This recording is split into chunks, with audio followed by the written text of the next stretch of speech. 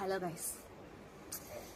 ஏன்னா நம்மளா ப்ரெக்னெண்ட்டாக இருக்கும்போது நம்ம வீட்டில் இருக்க பெரியவங்களாம் சொல்லுவாங்க, நீ பெற்று கொடுத்தா மட்டும் போதும், நாங்கள் பார்த்துக்குறோம், நாங்கள் இருக்கோம், நாங்கள் உங்ககிட்ட தரவே மாட்டோம், நாங்கள் தூக்கி வச்சுப்போம், நாங்கள் தான் வளர்ப்போம், பெற்று கொடுக்கறது மட்டும் தான் உன் கடமை, அதோடு உன் கடமை முடிஞ்சுது, அப்படி இப்படி பிளா பிளா பிளா எல்லாம் சொல்லுவாங்க. நம்மளும் என்ன பண்ணுவோம், அதெல்லாம் நம்புவோம். பரவாயில்லப்பா, நம்ம பாப்பா பார்த்துக்க ஆள் இருக்காங்க, சப்போர்ட் பண்ண ஆள் இருக்காங்க நம்பிட்டு அந்த டைமில் மனசு வந்து எப்படி இருக்கும், குழுன்றும். இப்போ பாப்பா பிறந்ததுக்கப்புறம் ஒருத்த இல்லை, ஒரு பையன் இல்லை, ஒருத்த கூட இல்லை. எங்கடா போனீங்க நீங்களா?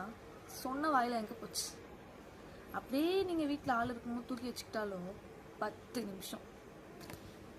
நிமிஷம் தான்.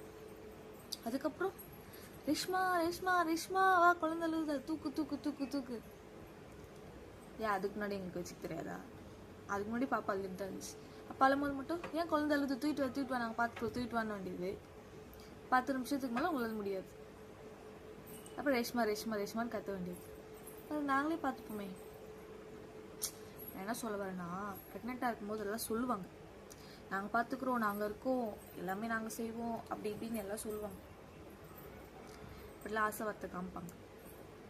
இப்பவும் சொல்கிறாங்க, தலை நின்றதுக்கப்புறம் நாங்கள் தூக்கி போயிடுவோம், நாங்கள் வச்சுப்போம் அப்படின்னு. நம்பிடாதீங்க.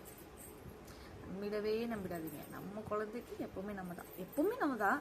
பட் இப்படிலாம் சொன்னால் நம்பிடாதீங்க.